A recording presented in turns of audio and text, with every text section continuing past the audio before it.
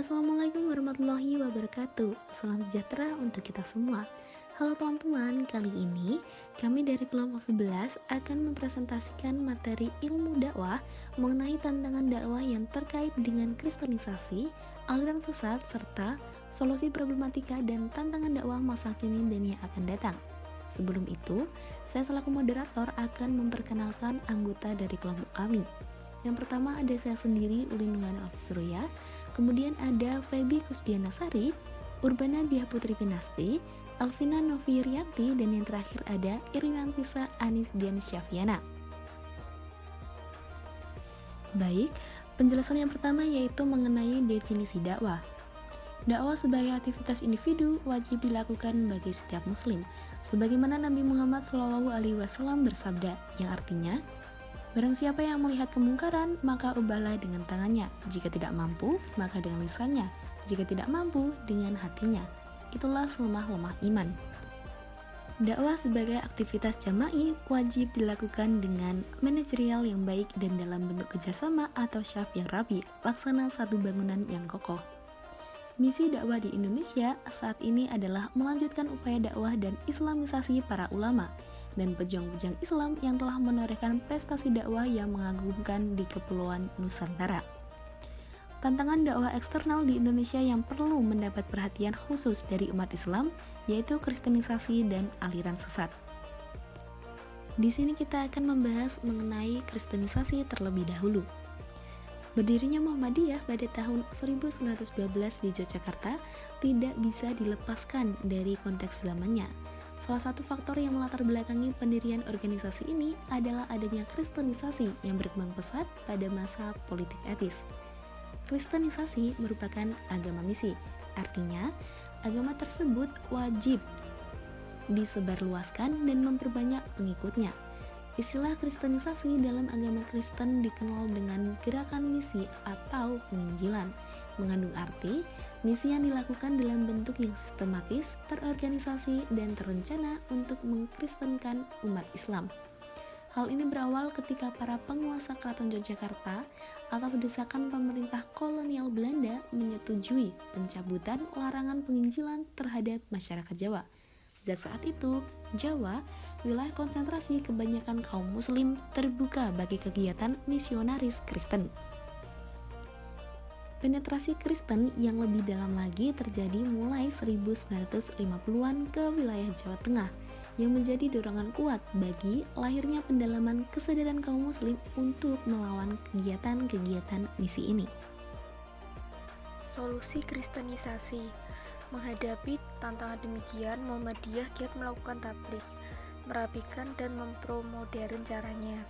Kiai Haji Ahmad Dahlan, pendiri organisasi ini, bukan sering mengadakan diskusi-diskusi dengan pastor dan pendeta. Tujuannya adalah untuk menunjukkan kebenaran Islam dan kemampuan umatnya dalam mempertahankan agamanya. Selama masa Ahmad Dahlan, Muhammadiyah menghadiri konfrontasi langsung dengan misi Kristen. Dalam pandangannya, menantang dan melawan peran aktif mereka dan menghentikan penetrasinya melalui konfrontasi langsung adalah sesuatu yang tidak efektif dan strategis. Baginya, yang lebih penting dari itu adalah membangkitkan kesadaran kaum muslim sebagai akibat-akibat yang akan muncul dari kegiatan misi tersebut. Oleh sebab itu, pembangun infrastruktur gerakan lebih diutamakan daripada terlibat langsung dalam konfrontasi sengit dengan kelompok Kristen. Dengan berbuat demikian, Ahmad Dahlan bermaksud menjadi kaum muslim mampu menghadapi peningkatan pengaruh misi Kristen. Solusi kristenisasi. Bagi Muhammadiyah, kristenisasi bukan saja dianggap sebagai suatu tantangan, tetapi juga merupakan suatu contoh bagi para pemimpin muslim. Cara-cara yang dipergunakan dalam kegiatan-kegiatan misi Kristen banyak dijadikan contoh.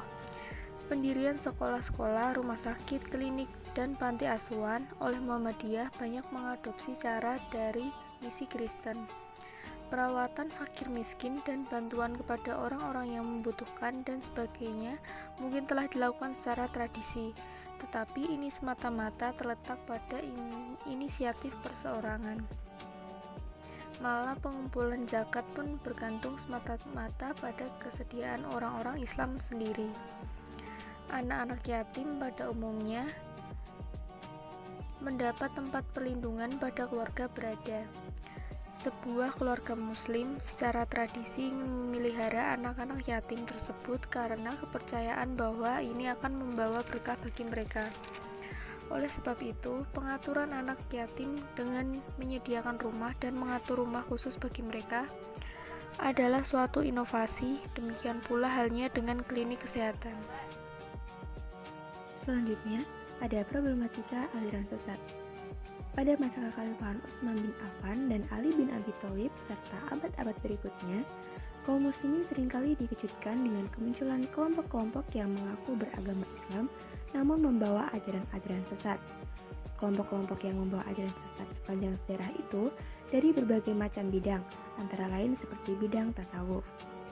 Dalam bidang tasawuf, banyak tarekat-tarekat yang mengamalkan dan mengajarkan ajaran-ajaran sesat, seperti ajaran yang mengatakan bahwa Allah boleh merasuk ke badan seseorang. Allah bisa dilihat di dunia ini jika kadar kebaikan seseorang itu banyak. Allah mempunyai anggota badan seperti tangan, kaki, dan daging layaknya manusia.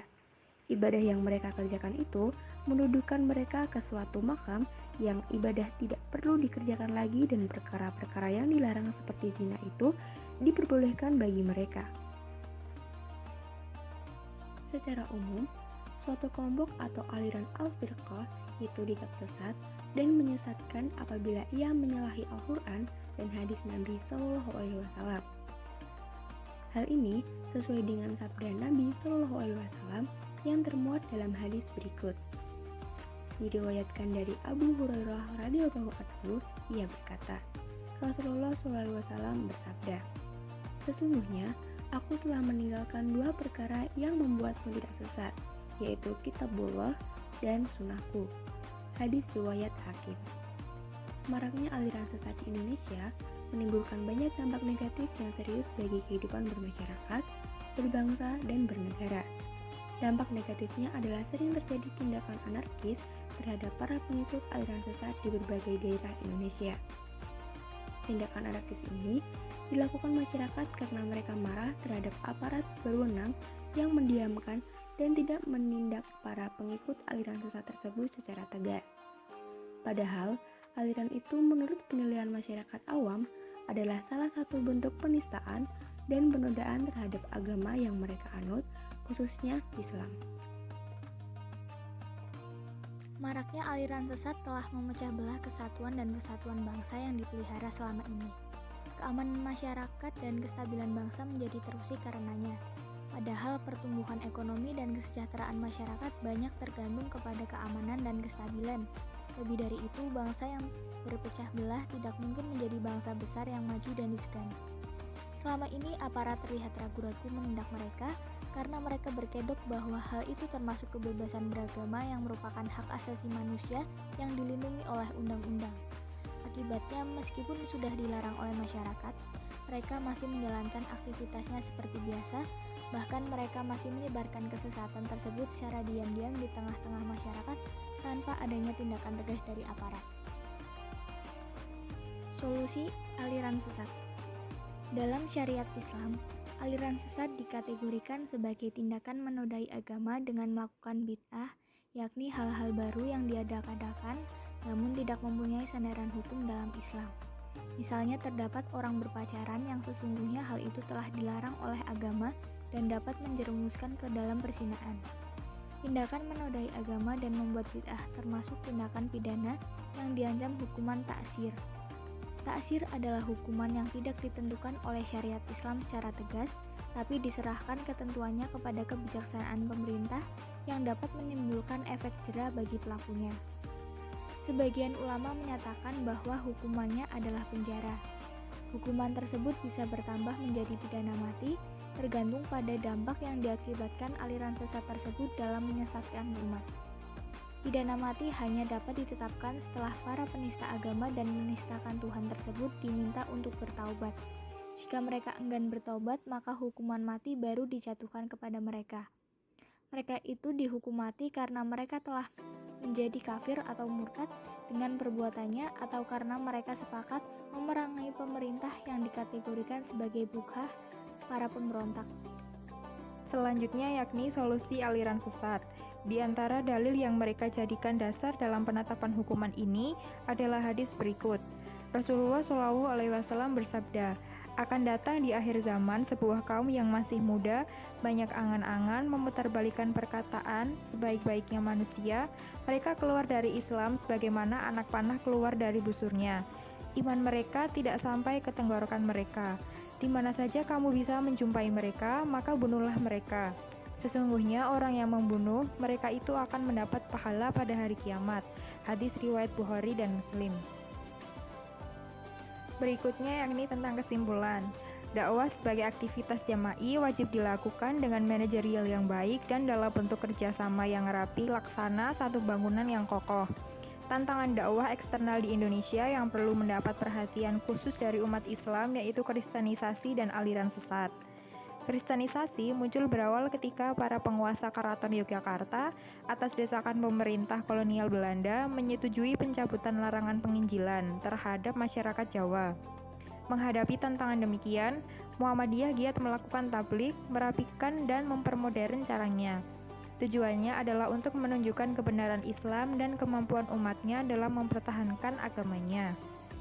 Dalam masa kini, masih banyak ditemukan kelompok yang membawa ajaran sesat dan menimbulkan banyak dampak negatif seperti tindakan anarkis bagi para pengikutnya. Dalam syariat Islam, aliran sesat dikategorikan sebagai tindakan menodai agama. Maka hukuman yang cocok yakni dipenjara bahkan menjadi pidana mati. Sekian presentasi dari kami. Apabila terdapat tutur kata yang kurang berkenan, kami mohon maaf. Semoga apa yang telah kami sampaikan dapat memberikan ilmu yang bermanfaat serta berkah bagi kita semua. Terima kasih, semangat dan sukses selalu. Wassalamualaikum warahmatullahi wabarakatuh.